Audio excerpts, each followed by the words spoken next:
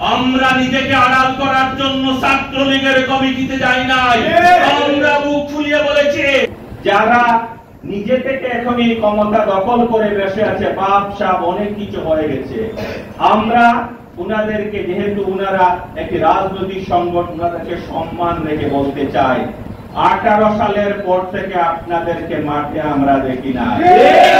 এই এলাকায় আন্দোলন সংগ্রাম করেছেন এই সকল নেতৃবৃন্দ, হরতাল অবরোধ সবকিছু করেছেন এই সকল নেতৃবৃন্দ।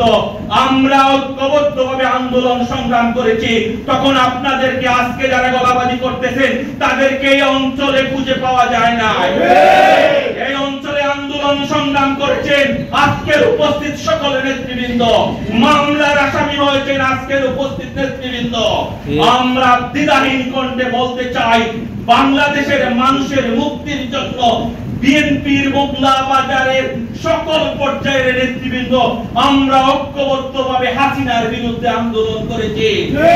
আমরা মুখে মুখ ডাকে বিএনপি করতে কলিজা লাগে।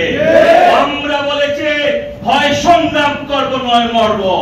আমরা সংগ্রাম করে দেশের ফ্যাসিস্ট আওয়ামী সরকার তিনটি জাতীয় নির্বাচনে রাতের অন্ধকারে ভোটের ব্যবস্থা করে আমাদের দল সুষ্ঠু নির্বাচন হবে।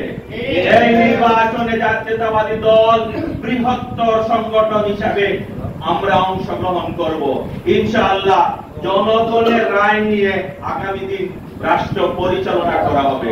কিন্তু আমরা, আপনার আমার দায়িত্ব হলো প্রত্যেকটি গ্রামের ভোটারের কাছে আমরা যেতে হবে, মা বোনদের কাছে দানের শীষ চিনাতে হবে, মা বোনদেরকে বলতে হবে বিএনপির প্রতীক দানের শীষ, বেগম খালেদা জিয়ার প্রতীক দানের শীষ, তারেক রহমানের প্রতীক দানের শীষ, জিয়াউর রহমানের প্রতীক দানের শীষ।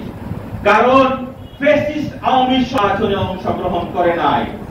আপনার আমার দলকে ভালোবেসে বাংলাদেশের আপন জনতা বিগত নির্বাচনে অংশগ্রহণ করে না। আগামী দিনে যাতে জনগণ উৎসাহ উদ্দীপনা নিয়ে ভোট কেন্দ্র যায় এবং বিজয়ী করে, আমাদেরকে এই ব্যবস্থা, আমাদের দায়িত্ব নিতে হবে। বন্ধুরা, আমরা অতি উৎসাহিত হয়ে আবেগে আপ্লুত হয়ে ঘরে বসে থাকলে হবে না। আমাদের ভারপ্রাপ্ত চেয়ারম্যান বারবার নির্দেশ দিয়েছেন আমাদের কর্মীর উদ্দেশ্যে বিএনপির 31 দফাকে প্রত্যেকটি ঘরে ঘরে আমরা পৌঁছাতে হবে।